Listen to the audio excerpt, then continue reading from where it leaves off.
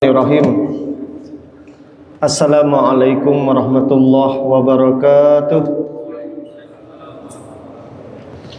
Alhamdulillahi wa kafa wa salatu wassalamu ala nabiyil mustafa Sayyidina Muhammadin wa huwa alladzi la yantiqu 'anil hawa in huwa illa wahyu yuha. Radina billahi rabba wa bil islami dina wa bi Muhammadin nabiyya wa rasula.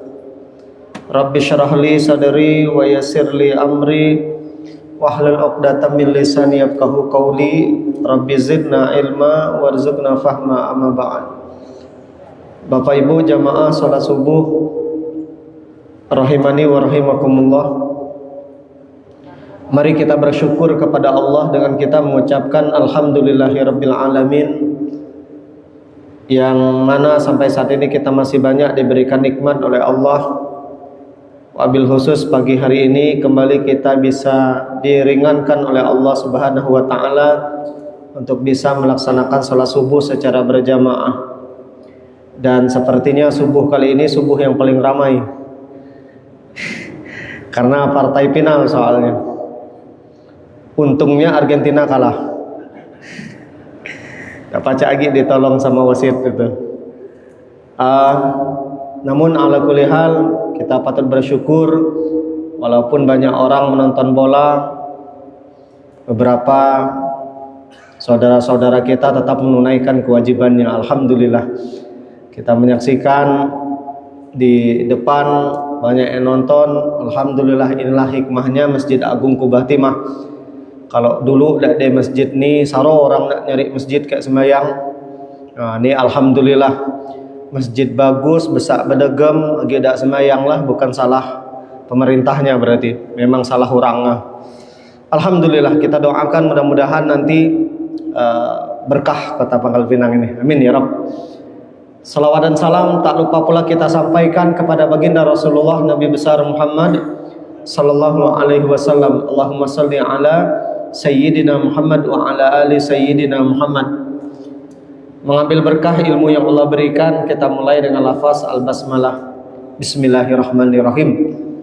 Kita masih melanjutkan tema di pertemuan sebelumnya tentang rahasia sholat subuh. Di pertemuan sebelumnya kita telah membahas latar belakang kajian, kenapa kita membahas tema tentang sholat subuh. Karena memang banyak orang tidak tahu keutamaan sholat subuh dan tidak tahu fadilah orang-orang yang memaksimalkan waktu subuh.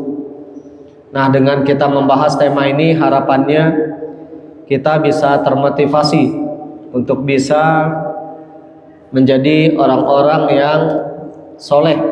Karena satu di antara tanda-tanda kesolehan seseorang itu adalah dia memaksimalkan ibadah subuhnya. Yang kedua, kita juga telah membahas di pertemuan sebelumnya 10 keutamaan waktu subuh.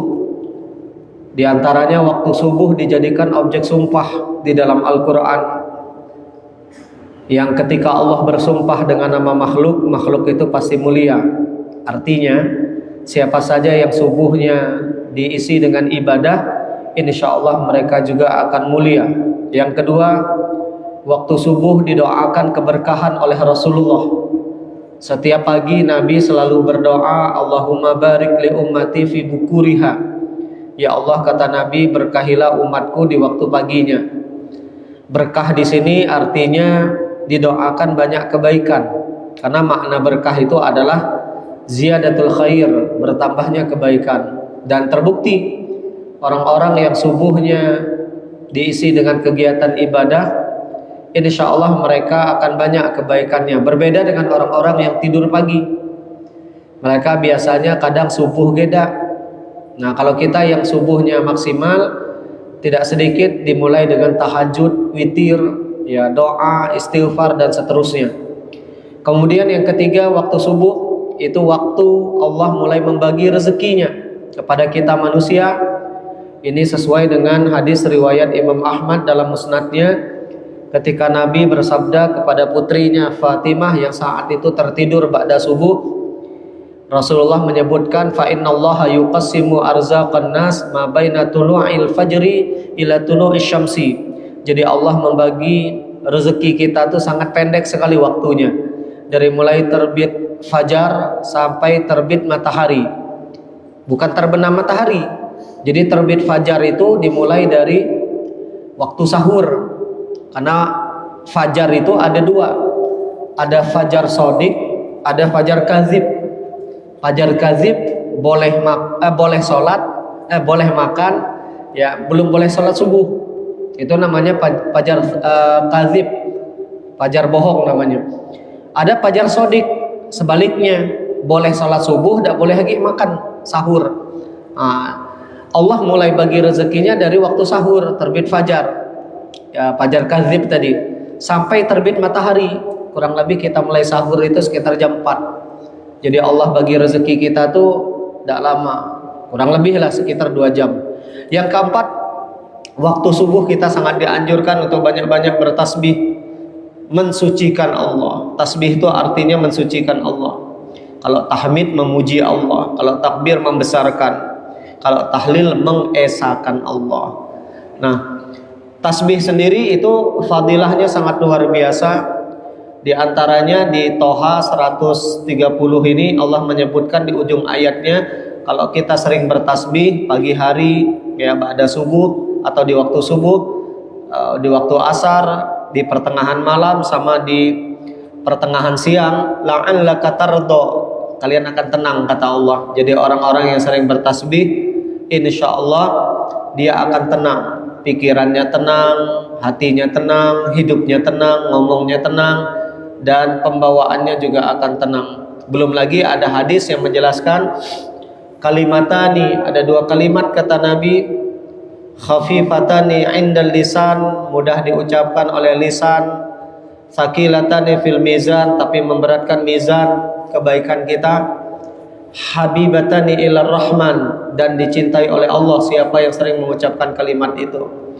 Pendek, sering kita baca dalam tahlil biasanya, subhanallah wa bihamdihi subhanallahil azim.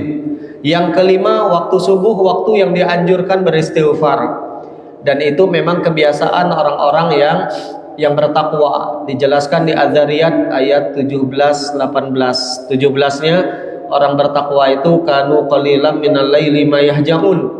Orang bertakwa kata Allah tidurnya sedikit, ya. Bukan begadang tidak jelas, ya, tapi mereka beribadah di jalan Allah. Dan di ayat 18-nya Allah menyebutkan orang bertakwa itu wabil asharihum yastaghfirun, menjelang waktu subuh, ya, dan itu udah termasuk waktu subuh, mereka beristighfar. Yang keenam, di waktu subuh ada sholat sunnah fajar yang pahalanya lebih baik daripada dunia beserta isinya. Maka rugi kalau kita tidak melaksanakan sholat sunnah fajar 2 rakaat dia, ya. Yang ketujuh, di waktu subuh ada rangkaian ibadah yang pahalanya senilai haji dan umrah. Tapi ada 3 syaratnya. Sholat subuhnya kata Nabi mesti berjamaah. Habis itu nggak boleh pulang dia duduk di masjid berzikir atau mengikuti hal-hal yang bermanfaat, termasuk baca Quran, ya, berzikir. Bisa juga dia belajar seperti kita sampai matahari terbit. Lalu syarat yang ketiga, tsumma shalla raka'ataini, dia salat 2 rakaat. Maka pahalanya kata Nabi kanat lahu ka ajri hajjatin wa umrah, seperti pahala orang berhaji dan umrah. Jadi memang betul Bapak Ibu, haji hanya Allah wajibkan bagi orang yang mampu hajinya, tapi pahalanya bisa didapatkan tidak mesti mampu punya harta. Bahkan kita bisa mendapatkan pahala haji setiap pagi, Pak. Pahala haji dan umrah. Sama seperti sekarang, pahala belajar di majelis ilmu seperti ini kata Nabi seperti orang melaksanakan haji juga.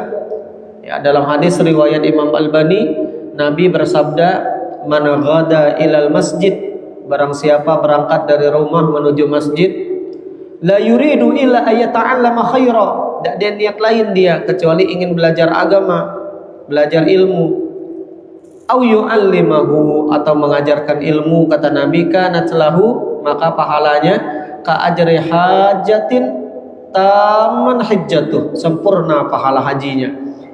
Jadi besar pahalanya ya. Bapak Ibu yang dimuliakan Allah. Kemudian yang kedelapan, di waktu pagi berinfak, di waktu subuh itu didoakan malaikat. Nah, ini saya nggak tahu sudah diamalkan apa belum. Ya, saran saya ya amalkan Pak. Ya, karena besar pahalanya. Ada malaikat yang mendoakan, Allahumma a'ti munfiqan khalafa. Ya Allah, kata malaikat, siapa yang berinfak di pagi ini, lapangkan rezekinya. Sebaliknya malaikat yang kedua mendoakan, Allahumma a'ti mumsikan talafa. Tapi kalau ada yang pelit dan berinfak, ya sempitkan juga rezekinya. Yang kesembilan, di waktu subuh berkumpul. Waktu berkumpulnya malaikat dan waktu amal kita disetor ke Allah. Dalam sehari 2 kali malaikat berkumpul, malaikat siang pencatat amal di waktu siang dan malaikat pencatat amal di waktu malam. Mereka berkumpul, kata Nabi, wa yajtami'una fi salatil fajri wa salatil asri, salat subuh dan salat asar. Lalu mereka nyetor amal kita ke Allah, walaupun sebenarnya Allah Maha tahu. Dalam kehidupan ini, saya ulangi lagi, dulu pernah kita bahas di kajian tentang bulan Sya'ban. 4 kali amal kita disetor ke Allah. Harian, subuh, asar, sama siko agi, zuhur. Pekanan, Senin Kamis. Nah, setiap Senin Kamis. Tahunan setiap bulan Sya'ban. Dan yang terakhir, saat kita berdiri di padang mahsyar untuk mempertanggungjawabkan amal perbuatan kita. Nah, 4 kali amal kita disetor ke Allah. Terakhir, Bapak Ibu yang dimuliakan Allah, keutamaan waktu subuh ini waktu yang paling dikhawatirkan oleh setan. Karena setan tahu orang-orang yang banyak beribadah di waktu subuh dan tidak tidur di waktu subuh, dia pasti orang soleh. Bahkan ada seorang ulama, Syekh Abdul Aziz bin Bas, yang lebih dikenal dengan Syekh bin Bas, dan ini sebenarnya ucapan banyak alim ulama. Beliau mengatakan, man hafadha ala salatil fajri fi jamaah, barang siapa melaksanakan sholat subuh secara berjamaah, dalla dzalika ala inayatihi lidinih, itu menunjukkan yang bersangkutan serius menjalankan ajaran agama. Jadi jangan pernah mengaku serius beragama kalau kita subuhnya di rumah, apalagi tidak subuh sama sekali. Saking khawatirnya setan dengan orang-orang yang beraktivitas di waktu subuh, maka sebelum kita tidur, setan selalu mengikat kepala kita dengan 3 ikatan. Ikatan pertama, kata Nabi, akan lepas kalau kita bangun tidur berzikir, minimal mengucapkan alhamdulillah ya. Ikatan kedua akan lepas ketika bangun tidur langsung berwudu, dan ikatan ketiga akan lepas ketika kita langsung sholat ya. Tadi banyak yang ngantuk ya, apalagi nambah pula extra time kan. Linot mata saya aja sampai ketidur tadi ya, tapi saya amalkan ini, masya Allah, mata ngantuk-ngantuk pun langsung berzikir, langsung ambil wudhu dan langsung sholat, hilang linot, alhamdulillah ya. Memang benar kata Nabi.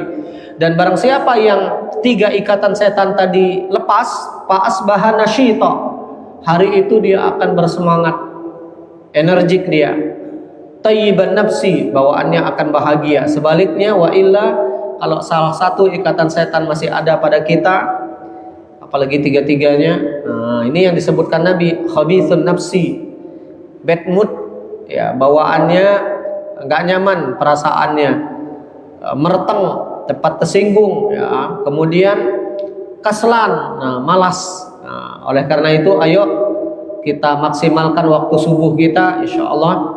Orang-orang yang subuhnya dipenuhi dengan ibadah, itu tanda-tanda kesolehan insya Allah ya. Dan ini juga yang sering saya sampaikan, pesan alim ulama kita, kalau punya anak perempuan, carilah jodoh anak perempuan kita di sholat subuh. Insya Allah di sana adalah orang-orang soleh. Jangan nyarinya di pasar, jangan ya. Jangan pula nyari jodoh itu orang kaya, jangan nyari yang ganteng. Kalau perempuan itu kata Nabi, mencari jodoh itu cukup 2 aja yang dicari. Apa? Baik agama, baik akhlak. Dengan baik agama dia akan membimbing anak istrinya menuju Allah, menuju surga.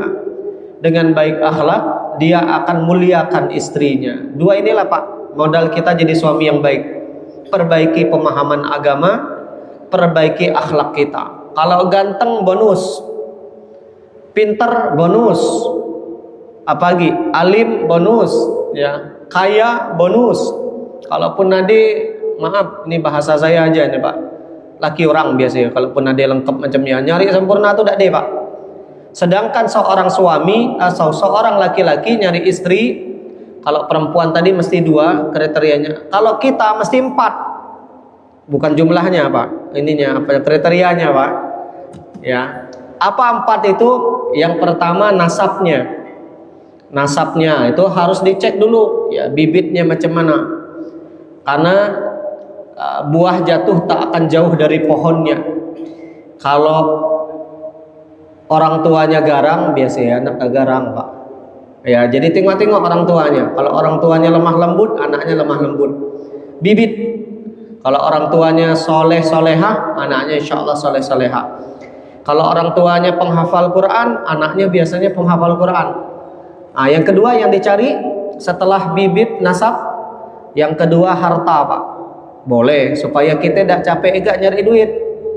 Kalau bini kita kaya raya kan segar Pak kita Pak. Ya, tapi kalau istri kita tidak terlalu kaya, nah ini perjuangannya agak berat dikit ya. Tapi nggak apa-apa, pahalanya lebih besar. Karena pahala akan Allah berikan kepada kita tergantung tingkatan kesulitannya. Al-ajru ala qadril masyaqqah. Itu kaidah fikih Pak. Kalau ingin menilai pahala suatu ibadah, lihat tingkatan kesulitannya. Itulah kenapa orang yang sholat berjamaah yang paling besar pahalanya siapa? Yang paling jauh rumahnya dari masjid. Kalau berjalan, kalau naik motor, naik mobil beda lagi hitungannya Pak. Kemudian yang ketiga yang harus kita cari dari seorang wanita setelah kaya, nasab, ya keturunan, yang ketiga mesti cantik. Nah, ini harus Pak. Nah, kalau perempuan nyari suami tidak mesti ganteng, tapi kalau kita mesti cantik. Kenapa? Cantik itu menenteramkan, tapi kalau jelek itu meresahkan Pak. Iya, kalau bini kita cikar, bahasa saya Pak, bahasa saya aja nih Pak. Bertemu kita dengan cewek cikar di luar, kita dengan gampang mengatakan, bini aku lebih cikar. Yang pening kepala tuh kalau bini kita di bawah standar. Makanya saya sarankan, ayolah cari yang cantik, tapi juga harus nengok-nengok muka kita juga.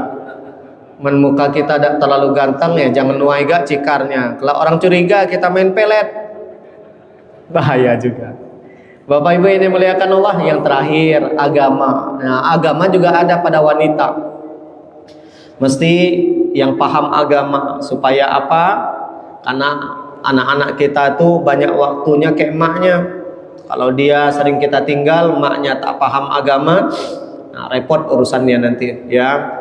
Tapi kalau istri kita paham agama atau minimal ada keinginan untuk memperbaiki agamanya, insya Allah lebih mudah kita. Bapak Ibu yang dimuliakan Allah, hari ini kita masuk tema baru, 10 keutamaan orang yang melaksanakan sholat subuh dan keutamaan sholat subuh itu sendiri. Yang pertama, sholat subuh itu sholat yang paling afdol, paling utama di sisi Allah. Sholat subuh Pak. Dalilnya mana? Kita pakai kaidah tadi aja. Al-ajru ala qadril masyaqqah. Pahala itu tergantung tingkatan kesulitan. Dari 5 waktu sholat berjamaah itu, atau 5 waktu sholat yang sering kita lakukan itu, yang paling sulit dikerjakan sholat subuh. Kalau asar mah gampang, sambil begawi di kantor baca ya. Maghrib pagi ya, isya ya gampang juga, tidak terlalu sulit kita sambil nyari pemakan, nah, masih bisa kita. Zuhur asar, zuhur juga sama ya. Yang paling susah tuh subuh. Subuh itu mesti melawan ngantuk, mesti melawan cuaca ya, mesti melawan malas. Belum lagi kayak tadi ada godaan bola, nggak semua orang Pak sanggup Pak ya. Jadi, kalau kita bisa melakukan itu, insya Allah kita pun akan menjadi orang-orang yang afdol di sisi Allah. Lebih afdol lagi subuhnya berjamaah hari Jumat. Ada dalilnya ini, riwayat Imam Al-Baihaqi dalam kitabnya Syu'abul Iman. Hadis ini disahihkan oleh Imam Albani dari Abdullah bin Umar baginda Rasulullah sallallahu alaihi wasallam bersabda, afdhalus salawat indallah salatu subhi yaumal jum'ah fi jamaah. Salat yang paling afdal di sisi Allah adalah salat subuh hari Jumat berjamaah di masjid, Pak. Itu yang paling afdal ya. Kenapa afdalnya? Di antaranya mungkin karena hari Jumat itu adalah hari terbaik. Bisa juga karena di hari Jumat itu Nabi punya kebiasaan. Rakaat pertama beliau baca surah As-Sajdah. Rakaat kedua Nabi biasa baca surah Al-Insan. Hal ata 'alal insan hinum minad dahri lam yakun syai'an madzkura. Bapak Ibu yang dimuliakan Allah, ada hadis riwayat Imam Muslim. Ini cerita dari Jabir bin Abdullah. Kata Jabir, kanat diyarana na'iyatun anil masjid. Dulu kata Jabir, rumah kami itu jauh dari Masjid Nabawi di kota Madinah. Lalu kami pengen beli rumah yang dekat masjid, dilarang oleh Nabi. Kenapa dilarang oleh Nabi? Innalakum bikulli khutwatin darajah. Karena langkah kaki kalian menuju masjid itu, kata Nabi, derajat kemuliaan. Kalau rumah di pinggir masjid, melangkah 10 langkah 10 derajat. Tapi kalau rumah jauh dari masjid, 100 langkah 100 derajat, 1000 langkah 1000 derajat. Nah, lagi-lagi menunjukkan betapa besarnya pahala. Nah, begitu juga dengan sholat subuh. Yang kedua, sholat subuh itu disaksikan oleh para malaikat. Jadi siapa yang sering sholat subuh, itu malaikat ikut menyaksikan mereka. Dalilnya Al-Isra ayat 78. Aqimis salata liduluki syamsi ila ghasaqil laili wa qur'anil fajr. Ya, dirikan salat kata Allah ya, liduluki syamsi ila ghasaqil lail ya, siang dan malam. Khususnya kata Allah wa qur'anil fajr, salat subuh. Kenapa? Inna qur'anal fajri kana masyhuda. Salat subuh itu kata Allah disaksikan malaikat, dan memang malaikat berkumpul di subuh dan isya tadi ya. Yang ketiga, salat subuh berjamaah berpahala seperti salat sepanjang malam. Dalilnya hadis riwayat Imam Muslim. Baginda Rasulullah sallallahu alaihi wasallam bersabda, "Man shallal isya fi jamaah." Kalau isya'nya kalian berjamaah di masjid, faka'annama qama nisfal lail. Kalian seakan-akan salat setengah malam. Pahala salat isya itu. Wa man shalla subha fi jamaah. Tapi barang siapa subuhnya berjamaah di masjid, faka'annama shallal laila kulluh. Seakan-akan kata Nabi dia salat ya sepanjang malam. Jadi besar, Pak, pahala salat subuh ini, Masya Allah. Yang keempat, orang yang salat subuh akan dilindungi, dijaga oleh Allah Subhanahu wa ta'ala. Hadisnya sahih lagi riwayat Imam Muslim.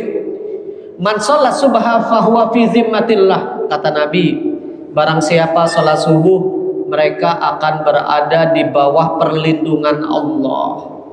Fala yatlubannakumullah min zimmatihi bi syai'in. Jangan coba-coba kata Allah, kata Rasulullah, jahat sama orang-orang yang berada di bawah perlindungan Allah. Payudrikahu fayakubbuhu fi nari jahannam. Kalau kalian jahat sama orang yang berada di bawah perlindungannya, termasuk orang yang sholat subuh, kalian akan dibenamkan oleh Allah di neraka jahannam. Jadi jangan jahat, Pak. Berhati-hatilah dengan orang-orang yang suka sholat subuh. Kita ingat kemarin salah satu mantan komisioner KPK, Novel Baswedan, ya subuh-subuh disiram, Pak, oleh orang jahat, matanya sampai buta.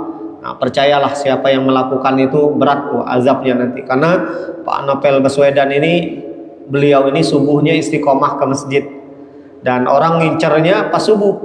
Nah, itu jahat benar tuh orang tuh ya. Yang kelima, orang yang salat subuh tidak akan disentuh api neraka. Tidak akan. Kalimatnya menggunakan kalimat lan. Ini ucapan Nabi, Pak. Layyali jannar ahadun. Tidak akan pernah disentuh api neraka siapapun, kata Nabi. Shalla qabla tulu'i syamsi wa qabla ghurubiha. Yang salat sebelum matahari terbit, subuh. Wa qabla ghurubiha, sebelum matahari terbenam, asar. Jadi subuh dan asar insya Allah kalau kita istiqomah, api neraka tidak akan menyentuh kita, Pak. Kemudian yang keenam, orang yang sholat subuh dijamin masuk surga. Dalilnya pendek, riwayat Bukhari dan Muslim dari Abu Musa al-Ash'ari, man shallal bardaini dakhalal jannah. Kalau kalian sholat di dua waktu, kata Nabi, subuh dan asar, dijamin masuk surga. Yang ketujuh, orang yang sholat subuh akan mendapatkan cahaya sempurna nanti pada hari kiamat. Riwayat Imam Abu Daud dari Buraidah, baginda Rasulullah sallallahu alaihi wasallam bersabda, Bashirul masya'in bidzulami ilal masajid.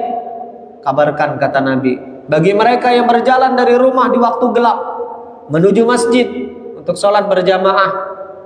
Coba kita cek, Pak, 5 waktu yang gelap kita sholat berjamaahnya hanya 2 waktu. Zuhur ke asar tidak mungkin karena terang benderang. Maghrib juga kadang masih terang, Pak. Jadi 2 waktu yang gelap menuju masjid itu subuh dan isya. Bin nuritami yaumal qiyamah. Orang-orang seperti itu, kata Nabi, hari kiamat akan mendapatkan cahaya yang sangat terang sekali. Nah, inilah yang akan membuat kita berbahagia, Pak. Membuat kita tersenyum nanti insya Allah pada hari kiamat. Kalau kita istiqomah subuh dan isya'nya, insya Allah hari kiamat kita akan mendapatkan cahaya yang tidak akan didapati kecuali kita subuh dan isya dengan berjalan di tengah kegelapan. Yang kedelapan, orang yang sholat subuh terbebas dari sifat munafik. Berarti orang yang subuhnya berjamaah bisa dipastikan bukan orang munafik. Tapi kalau kita jarang subuhnya berjamaah, apalagi tidak sembahyang subuh, nah, itu tanda-tanda kemunafikan, Pak. Dalilnya riwayat Bukhari dan Muslim, inna asqala salatin 'alal munafikin. Salat yang paling berat bagi orang munafik itu ada 2, kata Nabi, salatul isya wa salatul fajri, salat isya dan salat subuh. Walau ya'lamuna ma fihima, bahkan kata Nabi, seandainya orang-orang munafik itu tahu apa pahala yang Allah siapkan di subuh dan isya, la atauhuma walau habwa, mereka akan berangkat menuju subuh dan isya walaupun mesti merangkak, sakit-sakit pun mereka berangkat, Pak. Tapi karena mereka tidak tahu tadi, ya cuek aja mereka. Abdullah bin Umar, ini dikutip ucapan beliau oleh Imam At-Tibrani dan Imam Ibnu Hibban. Kata Abdullah bin Umar, kunna idza faqadna al-insan fi salati subhi wal isya'i. Kata Abdullah bin Umar, kami dulu kalau ada kawan kami tidak sembahyang subuh, tidak sembahyang isya, kami tengoknya dak di asana bihidzan, kami suuzon sama dia. Jangan-jangan nih kawan kita nih orang munafik ini. Iya. Bayangkan sekelas Abdullah bin Umar aja bisa suuzon sama orang yang dak subuh dak isya, Pak. Itu menunjukkan memang orang-orang yang subuh dan isya istiqomah, insya Allah mereka pasti orang baik, bukan orang munafik. Yang ke-9, ini yang menarik ya, Pak. Orang yang sholat subuh akan melihat wajah Allah pada hari kiamat. Masuk surga itu nikmat, Pak. Tapi ada kenikmatan yang lebih nikmat dibandingkan masuk surga itu sendiri, melihat wajah Allah. Saya juga sering mengatakan, dapat syafaat itu nikmat, tapi lebih nikmat lagi satu surga dengan Rasulullah. Nah, ini ada kabar gembira. Hadis riwayat Bukhari dan Muslim dari Jarir bin Abdullah radhiyallahu anhu, beliau bercerita, kunna julusan lailatan ma'an Nabi sallallahu alaihi wasallam. Suatu ketika dalam satu malam, kata Jabir, kami duduk-duduk bersama dengan Nabi. Panadzara ilal qamar. Tiba-tiba malam itu Nabi melihat ke bulan. Lailata, di malam arba'a asyarata, ke-14, itu bulannya sedang purnama, Pak. Lalu Nabi bersabda, faqala innakum satarawna rabbakum kama tarawna hadza. Kalian akan melihat wajah Tuhan kalian seperti kalian melihat bulan ini, kata Nabi. La tudamuna fi ru'yati. Tidak ada yang menghalangi kalian. Nah, ini kabar gembira nih, Pak. Lalu Nabi melanjutkan lagi, fa in istata'tum alla tughlabu ala salati qabla tulu'i syamsi wa qabla ghurubiha fafa'alu. Kalau kalian ingin bisa melihat wajah Allah, kata Nabi, jaga 2 sholat. Sholat sebelum matahari terbit, subuh, dan sholat sebelum matahari terbenam, asar. Jadi ini insya Allah akan menjadi wasilah kita melihat wajah Allah, Pak. Di dunia kita tidak bisa melihat wajah Allah. Nabi Musa aja nggak sanggup.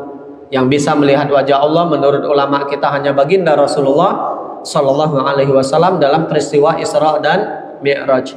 Tapi Nabi Musa nggak sanggup, sampai pingsan bersama dengan Bani Israel. Nah, kita juga tidak bisa melihat wajah Allah, tapi dengan subuh dan asar istiqomah berjamaah di masjid, insya Allah kita akan bisa bisa melihat wajah Allah Subhanahu wa taala. Dalil kedua yang menunjukkan bahwasanya kita bisa melihat wajah Allah ada di Quran surah Al-Qiyamah. Di pertengahan ayatnya Allah berfirman, wujuhu yawma idzin nadirah. Hari kiamat itu kata Allah ada wajah yang berseri-seri. Apa penyebabnya? Ila rabbiha nazirah, karena mereka melihat wajah Allah. Ada lagi wa wujuhu yawma idzin basirah. Ada wajah yang tertunduk, malu, semalu-malunya karena mereka banyak dosa dan maksiat. Terakhir Bapak Ibu, keutamaan waktu subuh keutamaan sholat subuh yang harus kita ketahui adalah orang yang sholat subuh biasanya akan lebih produktif, hidupnya akan lebih bahagia. Yang dalil yang tadi kita baca tentang 3 ikatan setan tadi. Jazakumullah. Pagi ini tidak banyak mungkin yang bisa saya sampaikan karena teman-teman tidak tidur dari jam 2, saya tahu itu. Ya, jam 2 lah mulai begadang, kau tengok kau tuh, adi nonton di sini, paruh di depan. Ya, yang muda-muda Pak. Kalau yang tua nonton bal juga. Pak Sama nonton tadi. Oh, nonton juga. Kau nyangka dah. Oh, masya Allah. Ya. Jadi pagi ini kita cukupkan sampai di sini. Semoga kajian ini bermanfaat. Semoga saya doakan mudah-mudahan sampai meninggal dunia kita istiqomah salat subuh berjamaah. Amin ya Rabb. Semoga saya doakan juga kalau ada yang sakit Allah sembuhkan. Yang punya masalah cepat selesai. Yang tidak ada berduit diberi duit ke Allah. Yang punya hutang lunas hutangnya. Yang belum berangkat haji umroh mudah-mudahan dipanggil ke Baitullah. Dan kita semua berdoa agar kita panjang umur dalam ketaatan, istiqomah dalam kebaikan, meninggal dalam keadaan husnul khatimah, masuk surga sekeluarga insyaallah. Amin ya rabbal alamin.